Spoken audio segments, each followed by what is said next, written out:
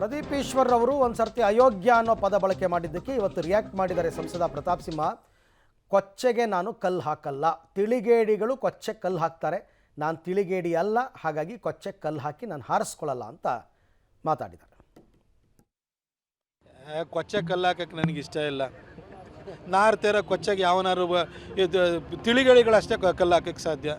ನಾನೆಂತೂ ಆ ತಿಳಿಗೇಡಿ ಅಲ್ಲ, ಹಾಗಾಗಿ ನಾನು ಕೊಚ್ಚೆ ಕಲ್ಲು ಹಾಕಕ್ಕೆ ಹೋಗಲ್ಲ. ಕೊಚ್ಚೆ ಕಲ್ಲು ಹಾಕಕ್ಕೆ ನನಗಿಷ್ಟ ಇಲ್ಲ. ನಾರ್ತಿರ ಕೊಚ್ಚೆಗೆ ಯಾವನಾರು ತಿಳಿಗೇಡಿಗಳಷ್ಟೇ ಕಲ್ಲು ಹಾಕಕ್ಕೆ ಸಾಧ್ಯ. ನಾನೆಂತೂ ಆ ತಿಳಿಗೇಡಿ ಅಲ್ಲ, ಹಾಗಾಗಿ ನಾನು ಕೊಚ್ಚೆ ಕಲ್ಲು ಹಾಕಕ್ಕೆ ಹೋಗಲ್ಲ. ಕೊಚ್ಚೆ ಕಲ್ಲು ಹಾಕಕ್ಕೆ ನನಗಿಷ್ಟ ಇಲ್ಲ. ನಾರ್ತಿರ ಕೊಚ್ಚೆಗೆ ಯಾವನಾರು ತಿಳಿಗೇಡಿಗಳಷ್ಟೇ ಕಲ್ಲು ಹಾಕಕ್ಕೆ ಸಾಧ್ಯ. ನಾನೆಂತೂ ಆ ತಿಳಿಗೇಡಿ ಅಲ್ಲ, ಹಾಗಾಗಿ ನಾನು ಕೊಚ್ಚೆ ಕಲ್ಲು ಹಾಕಕ್ಕೆ ಹೋಗಲ್ಲ. ಮೈಸೂರು ಕ್ಷೇತ್ರದಿಂದ ಸಿಎಂ ಪುತ್ರ ಯತೀಂದ್ರ ಸಿದ್ದರಾಮಯ್ಯ ಸ್ಪರ್ಧೆ ವಿಚಾರಕ್ಕೆ ಹಾಲಿ ಸಂಸದ ಪ್ರತಾಪ್ ಸಿಂಹ ಅವರು ಆಹ್ವಾನ ಕೊಟ್ಟಿದ್ದಾರೆ. ಅವರೇ ಎದುರಾಳಿ ಆದರೆ ಒಳ್ಳೆಯದು ಅಂತ.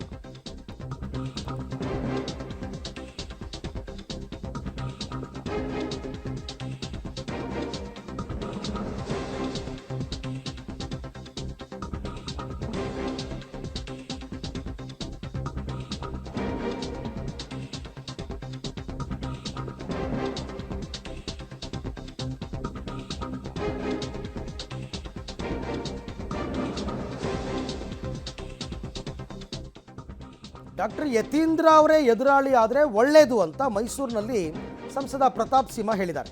ನಾನು ಯಾವತ್ತೂ ನನ್ನ ಎದುರಾಳಿಯನ್ನು ನೋಡಲ್ಲ, ಮೋದಿ ಹೆಸರಿನ ಮುಂದೆ ಯಾವ ಎದುರಾಳಿ ಹೆಸರು ನಡೆಯಲ್ಲ, ಸಿಎಂ ಪುತ್ರ ವರ್ಸಸ್ ಪ್ರತಾಪ್ ಸಿಂಹ ನಡುವೆ ಫೈಟ್ ನಡೆಯುತ್ತೆ ಅಂತ ಪ್ರತಾಪ್ ಸಿಂಹ ಅವರು ತಮ್ಮ ಅಭಿಪ್ರಾಯವನ್ನು ಹೇಳಿದ್ದಾರೆ. ಸ್ಪರ್ಧೆ ಬಗ್ಗೆ ಯಾರು ಹೇಳಿದ್ರು ನಾವು ಸ್ಪರ್ಧೆ ಮಾಡ್ತಾ ಇದ್ರು ಅಂತಿದ್ದವರು ಈಗ ಮುಖಂಡರುಗಳು ಯತೀಂದ್ರ ಸ್ಪರ್ಧೆ ಮಾಡಬೇಕು ಅನ್ನೋ ಮಾತುಗಳನ್ನ ಆಡ್ತಾ ಇದ್ದಾರೆ. ನನಗೆ ಅದ್ರ ಬಗ್ಗೆ ಗೊತ್ತಿಲ್ಲ. ಕಾಂಗ್ರೆಸ್ನವರು ಕ್ಯಾಂಡಿಡೇಟನ್ನು ಹುಡುಕ್ತಾ ಇದ್ದಾರೆ ಅನ್ನೋದೇ ಸುದ್ದಿ ಕೇಳಿ ಬರ್ತಾ ಇತ್ತು.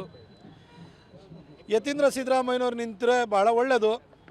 ಅದೊಂಥರ ಹೇಗಿರುತ್ತೆ ಅಂದರೆ, ಯತೀಂದ್ರ ಸಿದ್ದರಾಮಯ್ಯ ಪ್ರತಾಪ್ ಸಿಂಹ ಫೈಟು ಅಂತಂದರೆ ನಿಮಗೆ ಮಾಧ್ಯಮದವರಿಗೂ ಒಂದಷ್ಟು ಸುದ್ದಿ ಸಿಗುತ್ತೆ. ಆದರೆ ಅದು ಸ್ಪರ್ಧೆ ಹೇಗಿರುತ್ತೆ ಅಂದರೆ, doctor Yathindra son of C M Siddaramaiah